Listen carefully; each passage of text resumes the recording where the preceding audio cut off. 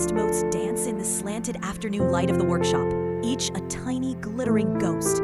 They smell of history, of rosin, old varnish, and the sweet, sharp perfume of cypress wood shavings that carpets the floor. For 10 years, this scent was my sanctuary, the very smell of happiness, of purpose. Today, it is the smell of my own personal hell. My hands are trembling, not with the fine, controlled tremor of a luthier carving a violin scroll, but with the rattling, gut-wrenching shudder of a building being shaken from its foundations. Before me, on the velvet-lined cradle of my workbench, lies a ghost of a different kind, a cello, or rather, the ghost of a cello. It is the Alba, a masterpiece crafted in 1710 by Domenico Montagnana, an instrument so rare, so full of stories, its voice was said to sound like a saint weeping. For the past 18 months, my entire existence has revolved around bringing that voice back from the brink of silence.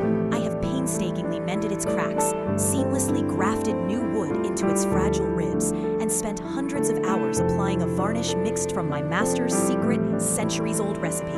It was to be my masterpiece, the final test of my decade-long apprenticeship, the culmination of my life's dream. But the Alba that lies before me now is a stranger, a perfect, beautiful stranger. To a casual observer, even to most experts, it is the same instrument, but I know its soul. I have held its heart in my hands, and this is not it. The grain of the spruce on the top plate is off by a millimeter. A subtle flame in the maple on the back is just a fraction too uniform. The varnish, while flawless, lacks the microscopic crazing that time and my own hands had so carefully preserved. This is a replica, a forgery of breathtaking, impossible skill. And the real Alba? The priceless, historically significant instrument that was entrusted to my care, the one I finished restoring just last week, is gone. My master, Matteo, stands by the door, his silhouette framed against the blinding white light of the Andalusian street outside. He is wringing his hands, his face a mask of profound paternal grief. He is telling me that there was a break-in last night, that it is a tragedy, a disaster. He is telling me that I must not blame myself, that such a loss is like a death in the family, that we will get through this together. His voice is a distant hum, the buzzing of a fly in a hot, silent room. I am not listening to his words. I am staring at the cello, this beautiful, hollow lie, and a single, terrifying, impossible thought is taking root in the fertile soil of my shock. A thought so monstrous, I can barely give it shape. The locks on the door were not broken. The alarm system, which I set myself last night, was not triggered. The only two people in the world with a key are myself and him. And I, the devoted apprentice, the woman who has dedicated her life to the pursuit of authenticity and perfection, and suddenly adrift in a world where nothing is real. The scent of cypress wood fills my lungs, and for the first time in my life, it feels like I'm suffocating. The ghost of the cello on my workbench is nothing compared to the ghost I am about to become. Before the silence, my life was a symphony. It was a life built around the predictable, comforting rhythms of wood and sound. I came to Granada from Boston as a wide-eyed 20-year-old, a graduate of the North Bennett Street School, one of the oldest craft schools in America. I had a degree in violin making and repair, a fierce passion for the history of string instruments, and a backpack full of dreams. My pilgrimage had one destination, the workshop of Mateo Vargas, a man considered by many to be the last of the great Spanish luthiers, a living legend whose ability to restore broken, centuries-old instruments was said to border on the miraculous. His workshop was tucked away in the labyrinthine heart of the Albaicin, the old Arab quarter of Granada, a maze of narrow, winding cobblestone streets and whitewashed houses spilling over with bougainvillea. Finding it for the first time felt like discovering a secret world. The workshop itself was a place out of time. Hand tools from the 19th century hung on the walls, their wooden handles worn smooth by generations of use. The air was thick with the smells of strange and wonderful things, simmering pots of hide glue, jars of amber and shellac, and everywhere the pervasive, intoxicating scent of wood, spruce, maple, ebony, and his favorite, the Spanish cypress he used for the internal blocks of his instruments. Mateo himself was a man who seemed to be carved from the same aged wood as his tools. He was in his late 60s when I first met him, with a thick mane of silver hair, a deeply lined face, and the most extraordinary hands hands I had ever seen. They were large and calloused, but they moved with a surgeon's precision and an artist's grace. He was a man of few words, a gruff exterior, hiding a deep well of passion for his craft. For 6 months, I swept the floors, sharpened his tools, and watched him work in silence. I was his shadow, absorbing every detail, every technique. I learned to see the stories in the wood, to read the history of an instrument in its scars and repairs. Finally, one day, he handed me a cracked and battered 18th century violin. "Let us see," he said, his voice a low rumble, "if your American hands have any poetry in them." It was the beginning of my true education. For 10 years, Matteo was my master, my mentor, my entire world. He was more of a father to me than my own, a distant investment banker who had never understood my fascination with what he called antique carpentry. Matteo taught me everything. He taught me the secret art of varnish cooking, a recipe passed down through his family since the time of Stradivari. He taught me how to carve a perfect scroll, how to tune a top plate by tapping it and listening to the resonant frequencies, how to mend a crack so seamlessly that it was invisible to the naked eye. He taught me that restoration was not about making something new. It was about honoring what was old. It was a sacred trust, a conversation with the past. Our work was a constant pursuit of perfection in the service of authenticity. Our relationship was one of quiet, unspoken affection. We worked side by side for hours every day. The only sounds the scrape of a plane or the rasp of a file. We'd share a simple lunch of bread, cheese, and olives in the small, sun-drenched courtyard behind the workshop. He never praised me directly. Praise came in the form of a grunt of approval, or the handing over of a more challenging, more valuable instrument. I craved his validation more than anything. My identity became inextricably linked to my work, to his shop, to him. I was no longer just Sarah, the girl from Boston. I was Matteo's apprentice, the heir to his legacy. The Alba? The cello was to be my graduation, my masterpiece. It was owned by a wealthy foundation in Madrid, and its restoration was considered one of the most challenging projects in the world of Luthier. Its back was fractured in a dozen places, its neck was warped, and its original varnish was hidden under layers of clumsy 19th century repairs. The foundation chose Matteo for the job, and in the greatest act of faith he had ever shown me, he handed the project to me. "You are ready," was all he said. For 18 months, the Alba consumed me. I worked with a devotion that bordered on religious fervor. I meticulously removed the old, ugly varnish, inch by square inch, revealing the glorious, luminous original beneath. I spent weeks carving a perfect plaster cast of the cello's body to support it while I mended its wounds.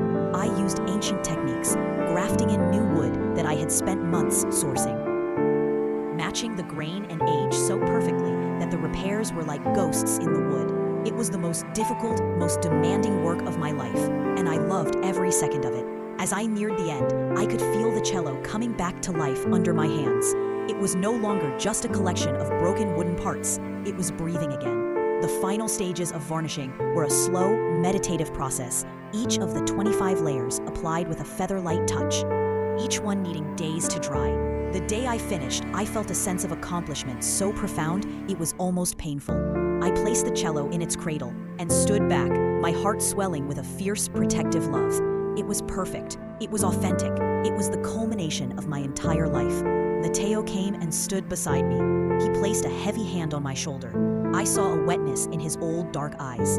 "Your hands have poetry, Sarah," he said, his voice thick with emotion. "You are no longer an apprentice. You are a master." That was last week. A week ago, I was a master, standing on the precipice of a brilliant career, the heir to a great tradition. Today, I am a fraud, a failure, a woman whose carelessness has led to the loss of a priceless piece of history. The man who called me a master is now looking at me with pity, his face a perfect mask of shared grief. And all I can hear is the silent scream of the beautiful, perfect lie sitting on my workbench. The collapse was a slow, quiet implosion. It happened in the suffocating silence that followed the filing of the police report, the hushed, sympathetic interviews with the insurance investigators, the tearful phone call to the foundation in Madrid. The official story was simple and tragic. A sophisticated, targeted theft. A masterpiece had vanished in the night. There were no signs of forced entry, leading the police to suspect a highly professional job, perhaps involving the copying of my keys. My name was never officially mentioned in connection with any wrongdoing, but But in the small, insular world of high-end instrument restoration, a world built on a sacred foundation of trust, my reputation was shattered. I was the one on whose watch the Alba had disappeared. The stain was indelible. Matteo was my staunchest defender. He told everyone that the blame was his, that he should have had better security. He was a pillar of support, his grief seemingly as profound as my own. He would sit with me in the workshop, trying to coax me back to work on a lesser instrument, his voice full of paternal concern. "We must not let this defeat us, Sarah," he would say. "The work must continue. It is what we do, it is who we are." But I couldn't work. The tools felt alien in my hands. The sight of a perfectly flamed piece of maple made me physically ill. And the smell, the beautiful, resinous smell of cypress wood that had once been my favorite thing in the world, now triggered a wave of nausea and shame, so intense I would have to run from the workshop, gasping for air. The scent of my passion had become the scent of my failure. My world, once a place of meticulous order and purpose, became a fog of confusion and self-loathing. I stopped going to the workshop. I spent my days in my small apartment, the shutters drawn against the bright Andalusian sun, replaying the events of that night over and over. How could I have been so careless? Had I forgotten to set the secondary alarm? Had I been followed? My mind became a torture chamber, each thought a new instrument of self-flagellation. Depression settled over me like a heavy, damp blanket. It wasn't a loud, dramatic grief. It was a quiet, gray emptiness. My passion, the central organizing principle of my life, had been surgically removed, and I was left with a phantom limb. An aching void where my identity used to be. I was no longer a luthier. I was just the woman who lost the Alba. The people of the Alba scene who had once greeted me with warm smiles now looked at me with a mixture of pity and curiosity.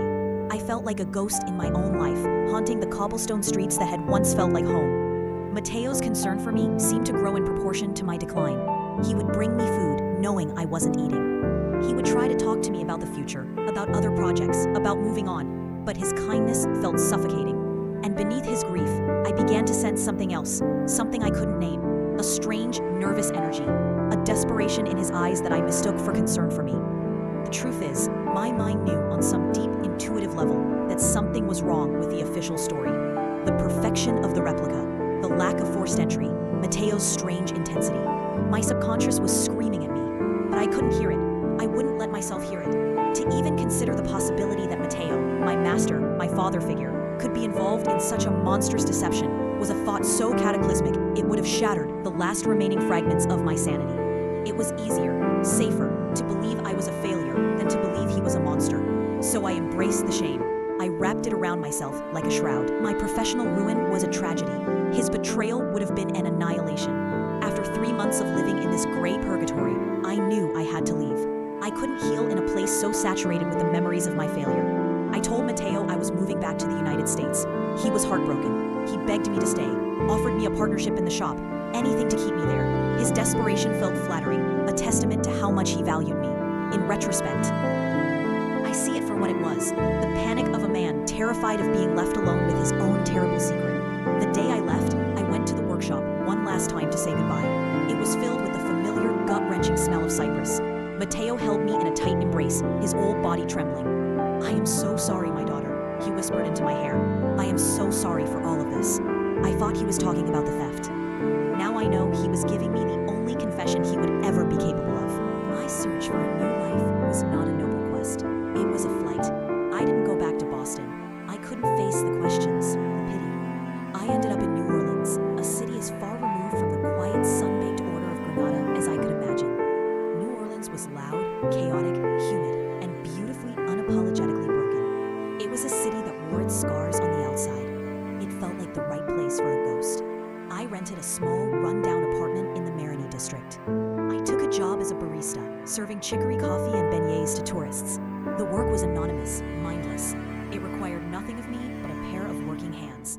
For the first time in my adult life, I was not a luthier. I was just Sarah. The name felt strange, hollowed out. For a long time, I just drifted. My days were a cycle of steam and sugar. My nights were spent walking the dimly lit streets, the sounds of jazz music spilling from the open doors of bars. I was in a self-imposed exile from my own past. I avoided anything that reminded me of my old life. I couldn't even listen to classical music. The sound of a cello was a physical pain. Healing began not in a therapist's office or on a mountaintop, but in a junk shop on Magazine Street. I had wandered in one rainy afternoon to get out of the downpour. The place was a mismatched china, and in a dusty corner, a pile of broken instruments. There was a guitar with a shattered soundboard, a violin with its neck snapped clean off, and the body of a cello, its ribs staved in, its varnish peeling like sunburned skin. The old Sarah, the restorer, would have seen them as hopeless cases, as firewood. But as I stood there, a strange feeling washed over me. I wasn't seeing failure. I was seeing stories. I saw the beauty in the splintered wood, in the deep, unfixable wounds. They were broken, yes, but they were still authentic. They weren't hiding their damage behind a flawless facade. They were honest. On an impulse, I bought the broken cello body for $20. I carried it back to my apartment and just sat with it for days. I didn't try to fix it. I just looked at it. I ran my hands over its rough, damaged surfaces, and then, slowly, an idea began to form. I went back to the junk shop. I bought more broken instruments. I found a rusty handsaw and some old wood glue, and I started to create. I wasn't restoring. I was deconstructing and reassembling. I sawed the instruments into pieces, not with the precision of a luthier, but with the freedom of a sculptor. I began to combine them, creating strange, beautiful new forms. I fused the graceful curve of a violin's scroll with the shattered geometry of a guitar's body. I created a mosaic from the splintered pieces of the cello, a landscape of brokenness. The work was liberating. There was no pressure for perfection. There was no priceless history to honor. The only rule was to find the beauty in the damage. My hands, which had been numb and useless for so long, came alive again. The muscle memory was there, but it was being used in a new way, a new language. I was no longer having a conversation with the past. I was creating a new story from the fragments of it. The smell of sawdust filled my small apartment, but it was a messy, chaotic smell. A mix of different woods, dust, and glue. It wasn't the pure, sacred scent of cypress. It was the smell of my own messy, chaotic, beautiful reinvention. I started selling my sculptures at a local artist's market in the French Quarter. To my surprise, people bought them. They were drawn to the strange, melancholic beauty of the pieces. They saw what I saw, that something new and compelling could be born from what was broken. I wasn't making a lot of money, but that wasn't the point. For the first time since the theft, I felt a flicker of purpose. I was taking broken things and making them whole again, not by erasing their flaws, but by celebrating them. The confrontation came 5 years after I left Granada. It wasn't something I sought out. It arrived in an email from a former colleague, a violinist with the Madrid Philharmonic. The email had the subject line, "Thought you might find this interesting." Attached was a link to an article from a prestigious music journal. The title was "The Alba Cello, a Tale of Two Masterpieces." My heart hammered against my ribs as I clicked the link. The article detailed how a recent, highly advanced spectral analysis conducted on the Alba cello before a planned international tour had revealed anomalies. While the craftsmanship was superlative, the chemical composition of the varnish and the cellular structure of the wood did not align with a 1710 origin. The conclusion was inescapable. The cello held by the foundation, the one that had been stolen and miraculously recovered a few years ago, the official story the foundation had concocted to avoid scandal, was a masterful, modern replica. The real Alba, the article speculated, was still missing. I stared at the screen, the words blurring. There it was, the truth. Not a suspicion, not a paranoid delusion, but a cold, scientifically proven fact. He had built a replica, a perfect, beautiful lie. The validation did not feel triumphant. It felt like a deep, hollow ache. It meant that my worst, most unthinkable fear was true. The article mentioned that the replica was so perfect, only one person in the world could have made it. Mateo Vargas. It painted him as a potential hero, a man who might have created the replica to protect the real instrument from theft, a modern-day folk hero of Luthier. I knew better. I knew the pathetic, desperate truth. He hadn't done it to protect the cello. He had done it to sell it. I had to know. I had to see him. I booked a flight to Granada the next day. This wasn't about revenge. It was about closing the loop. It was about standing in front of my own ghost and proving to myself that I was no longer afraid of it. The Alba scene was unchanged. The same winding streets, the same whitewashed walls. The workshop door was open. I stepped inside. The smell hit me immediately. Rosin, varnish, and the sharp, clean scent of cypress wood. But this time, I did not flinch. I did not run. I just breathed it in. Mateo was at his workbench, his back to me. He was old, so much older than I remembered. His magnificent silver hair was thin now. His shoulders stooped. He looked frail. He turned slowly as he heard me enter. When he saw me, his face crumpled. It was not the face of a master craftsman or a cunning thief. It was the face of a broken old man, finally cornered by his own ghosts. I need to say anything. He knew why I was there. "Sarah," he whispered, his voice a dry rasp. I held up my phone, the screen showing the article. "They know it's a replica, Matteo." He sank onto a stool, his great, clever hands trembling in his lap. "I needed the money," he said, the words a pathetic, simple confession. "The gambling, it started small. The horses, the cards, it got out of control. I owed very bad men. They were going to take the workshop, my home, everything my father and his father built." He looked up at me, his eyes swimming with tears of self-pity. "The Alba, it was a fortune. A collector in Japan. He didn't ask questions. It was enough to pay them off, to be free. I thought I could protect you. I thought, as you believed it was stolen, the blame would be diffused. I never meant to destroy you. You are like my own daughter." I looked at the man who had been my God, and I felt nothing but a vast, empty pity. My anger, which I had expected to be a raging fire, was gone. It had burned out long ago, leaving behind only the cold ashes of disillusionment. He wasn't a monster. He was just a weak, sad old man who had chosen to sacrifice my life to save his own. "You taught me that our work was a sacred trust, Matteo," I said, my voice quiet but clear. "You taught me that authenticity was everything, and you built the most beautiful lie I have ever seen." I did not yell. I did not cry. I simply stood there in the truth, and in his shattered, ashamed gaze, I found the final piece of my own liberation. I was not the failure. He was. I turned and walked out of the workshop, leaving hell alone with his ghosts and the lingering scent of cypress. I didn't need a confession. I didn't need an apology. I just needed to see the truth with my own eyes. My life now is in New Orleans. My studio is a large, airy space in a converted warehouse, filled with light and the beautiful, chaotic detritus of broken instruments. I am an artist. My work has found a following. Galleries show my sculptures. Museums have acquired pieces for their permanent collections. I am known not as the woman who lost the Alba, but as the artist who finds beauty in what is broken. My piece is not a quiet, placid thing. It is active, creative, and sometimes messy. It is the joy of taking something shattered and giving it a new voice, a new story. My journey was not from perfection to a simpler life. It was from a rigid, demanding definition of perfection to a more expansive, more compassionate understanding of authenticity. I learned that the cracks, the scars, the imperfections are not flaws to be erased. They are the record of a life having been lived. They are the source of true character, true beauty. The real Alba cello was never found. It is a ghost, a legend whispered about in the auction houses of the world. Sometimes I wonder where it is, but its fate is no longer tied to my own. A few weeks ago, I received a large, unexpected commission. A new music school for underprivileged children was opening, and they wanted a centerpiece for their lobby. I spent a month working on it. It's the largest piece I've ever made, a soaring, wing-like sculpture made from the splintered bodies of a dozen violins, cellos, and guitars.